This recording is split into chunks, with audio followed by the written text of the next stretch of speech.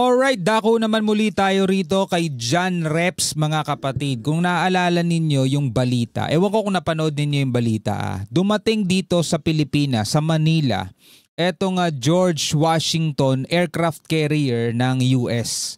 Sabi rito sa video ni John Reps, pagdaong ng carrier strike group ng Amerika sa bansa, pinuna ng China. So pinuna mga tol ng China. Lagi tayong nagtataka, no?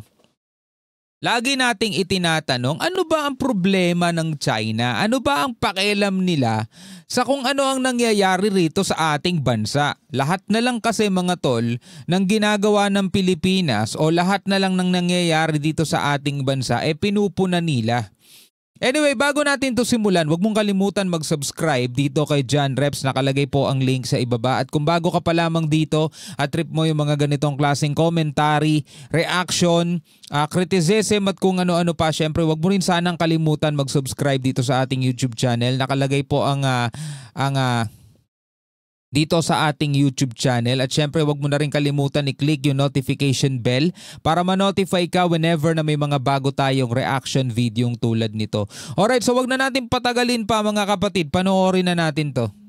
Pinuna ng China ang pagbisita ng isang aircraft carrier ng Amerika sa bansa kung saan nagbabala ang China na ang hakbang ay maaaring magpalala ng regional confrontation at mag-trigger sa mga kalapit na bansa. Mag-trigger sa mga kalapit na bansa? Nandadamay pa sila no? Biruin mo, dumaong lang, no, halimbawa dumaan, tas dumaong bumisita, magti-trigger sa mga karatig na bansa. Ano to? Vietnam, Malaysia, Brunei, makikipag-away sa Amerika? Di ba ito mga bansang to, mga tol, gusto nga makipag-dialogo sa Amerika nung nagbigay ng taripa si Trump? Nandadamay pa no? Samantalang sila lang naman yung nag-react, sila lang naman yung nag-ingay. Pinapalakas daw umano nito ang loob ng Pilipinas para sa mga susunod na labanan. Alamin ang buong detalye mamaya. At sa ibang balita, sa patuloy na pagsisikap ng bansa na makakuha ng mga multi-role fighter jets, sinabi ng Department of National Defense na plano rin ng bansa na isama sa pagkuha ang AWACS aircraft. Kaya't para sabi nga ni Defense Secretary Gibo Teodoro, full package na, di ba? Pati yung mga air refueling, mga ganon. Malaman ang buong detalye ay tumutok at makinig na mabuti. So ito, pag-usapan lang natin mga tol yung pagdaong ng aircraft carrier dito sa Manila.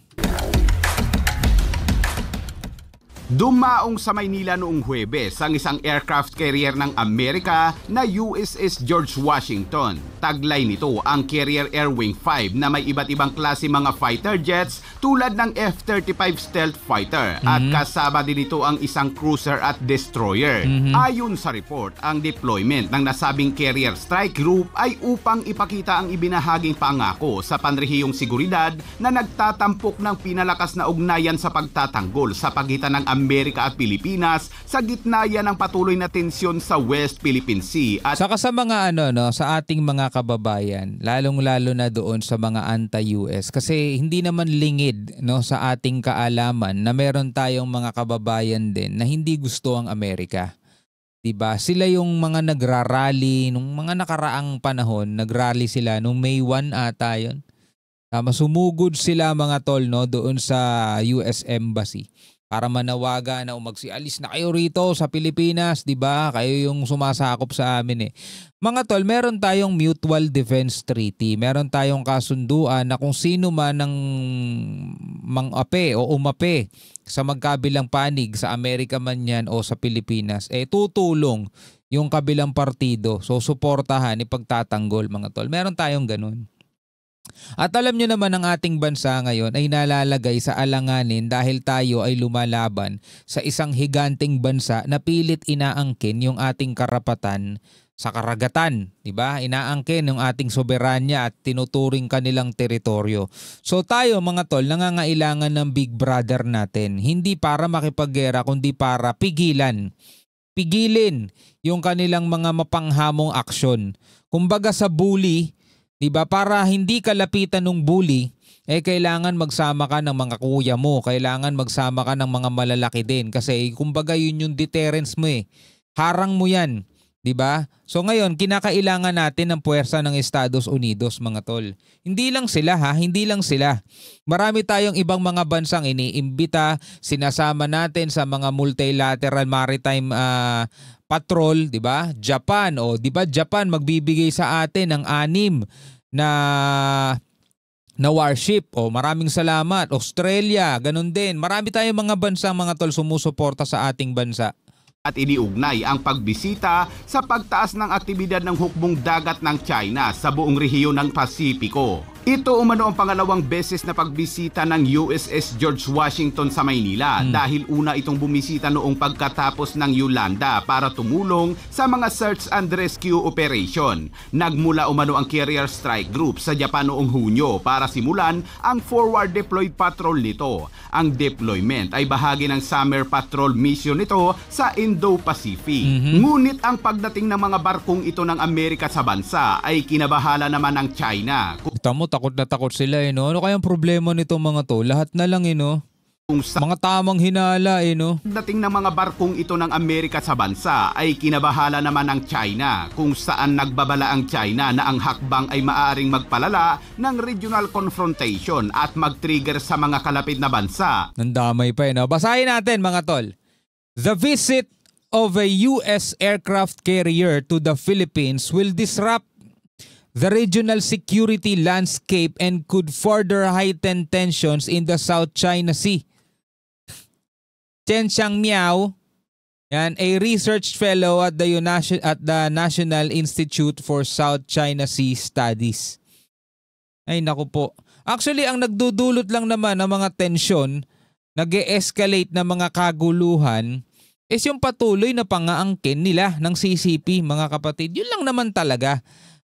Payapa yung mga bansa rito kung wala lang sana isang higanting bansa na pilit inaangkin yung karagatan na hindi na naman nila sakop. Magpalala ng regional confrontation at mag-trigger sa mga kalapit na bansa. Ang deployment ay tinitingnan bilang isang pagpapakita ng hegemonya ng Amerika sa Asia Pacific. Bukod sa China, meron pa bang ibang pumupuna? Meron pa bang ibang nagrereklamo? Wala, sila lang naman At isang pagsubok umano sa presensyang militar ng Amerika sa Southeast Asia. Sinabi ng China na layon umano nitong mapanatili ang presensya militar sa rehiyon at maaring palakasin ang loob ng Pilipinas sa mga susunod na labanan. Dumating umano ang barko ng Amerika matapos mag-deploy ang China ng 2 carrier strike group sa South China Sea, kaya't ang Amerika ay nakikipagkompetensya umano para sa naval dominance. Ngunit ayon naman sa ilang expert, ang pagdating ng George Washington sa bansa ay bilang bahagi umano ng increased defense cooperation sa pagitan ng Amerika at Pilipinas na naglalayong labanan ang malawakang pang-aangkin ng China sa West Philippine Sea. Gayunpaman, nang tanungin kung ang deployment ay bilang tugon sa mga aktibidad ng China, binigyang diin ni Captain Timothy Waits, commanding officer ng USS George Washington, na ang pagpapatrolya ay bahagi umano ng isang regular na misyon upang ipakita ang pangako ng Amerika sa katatagan ng rehiyon. Share the values of open and free Indo-Pacific region. Free Indo-Pacific region. Sabi rito, the patrol was part of a regular mission to demonstrate the U.S. commitment to regional stability, according to Philippine broadcaster. This is a typical patrol for us. We are out here to do what we do and express those shared ideals with our partners and allies in the region. Ito nga, kakagaling lang yan sa Japan di ba? Bago nagtungo dito sa Pilipinas. Well, kung ano man ang totoong reason yan, mga kapatid, kung ano man, alam natin yung pagdating ng US dito, pagdaan ng mga ganyang klaseng barko dito, hindi naman talaga magdudulot yan ng pangamba. Kasi biruin mo, isa lang ang barkong kasama niya, no? Diba? Alam naman natin ang aircraft carrier, mga tol, kapag yan ay pupunta na ng digmaan, talagang napakaraming escort niyan. Isang batalyon yan, mga tol. Diba? So hindi yan pumunta rito para manggera. Tingnan nyo na lang yung ginagawa ng China kapag sila'y naglalaya. Gala mo talaga, pasugod na Diba? Samantalang nagfe-flex lang naman sila. O biruin mo, mga tol, minsan nadedetect ng Taiwan. Do wala tayong kinalaman sa Taiwan, pero tignan nyo na lang yung kanilang mga ginagawa. Minsan nadedetect ng Taiwan 74 aircraft po nakapalibot sa kanila.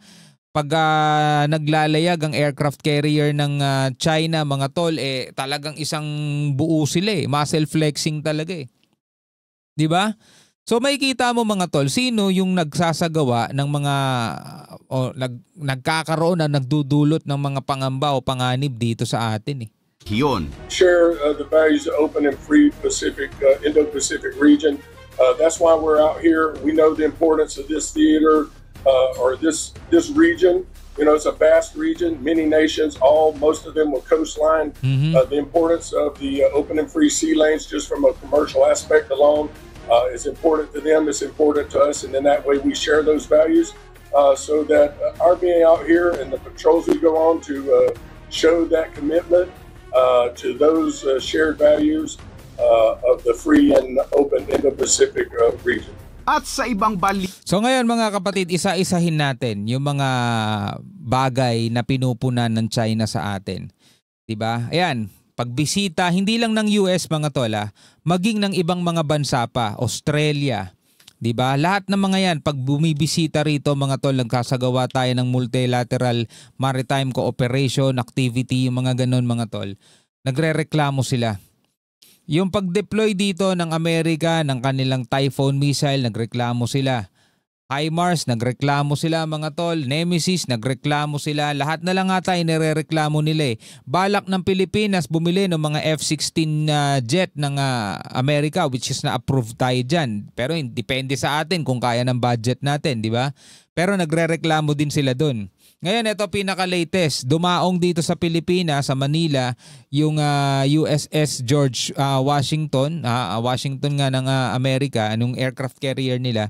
Nagrereklamo ulit sila. Lahat na lang talaga, nirereklamo nila Tapos ang panawagan ni Wang Xilian, wag daw maniniwala ang mga kabataang Pilipino sa mga misinformation o yung mga maling balita. Diba? Kailangan daw ng pag-uusap, kailangan daw ng dialogo at wag confrontation. Matatawa ka na lang talaga no? Nagpapatawa si Wang Xilian. Anyway mga kapatid, bilang mga Pilipino, ano masasabi nyo dyan? Comment na lamang kayo sa ibaba. Hanggang sa muli, ako nga pala si Shobal D. Peace out.